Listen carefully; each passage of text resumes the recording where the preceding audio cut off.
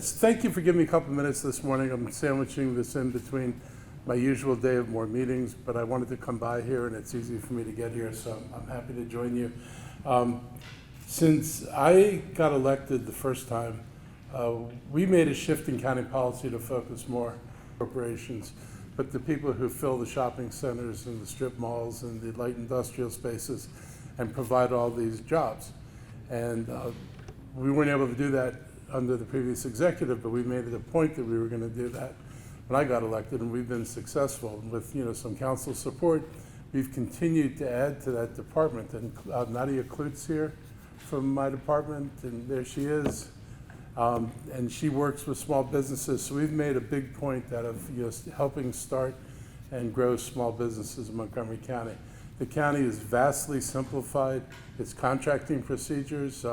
Ash was as upset as many other people when he saw how long our contracts were, and we've kind of simplified it, made them readable to normal human beings, and you don't need to hire an attorney and spend a lot of money to figure out whether you're going to bid on something that you might not win.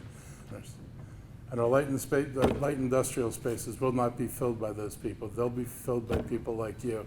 And so we understand the importance that small businesses play in this community, and we also recognize the value of the minority entrepreneurs. And it's not surprising that we have so many when the minority population in Montgomery County is now 56% of the entire population.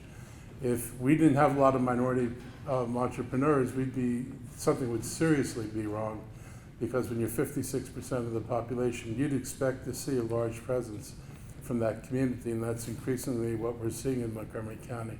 So we're very interested in how we provide opportunities and what kind of work we can do with you. We are active with the state in terms of partnerships and finding opportunities to make life easier. We continue to work on our permitting processes. I'm proposing a radical change in how the county handles permitting to allow a much speedier process, a one-stop shop, no two different doors, no two different sets of approvals, just one set of approvals, one team of people working with you. We're working on also dealing with inspections and the kind of issues that bother you guys every day.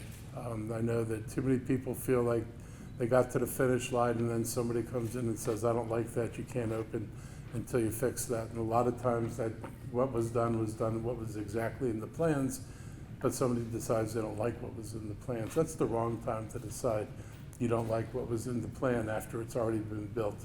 So we're dealing with issues like that. We deal with them, unfortunately, I won't say every day, but as they come up, we use them as lessons to teach our staff how to approach things differently. And so I just want you to know we're building a different environment here. We want you to thrive here. We don't want you going to Virginia. I think we give local preferences now. If you bid on a contract in Montgomery County, there's 10 points for a local preference.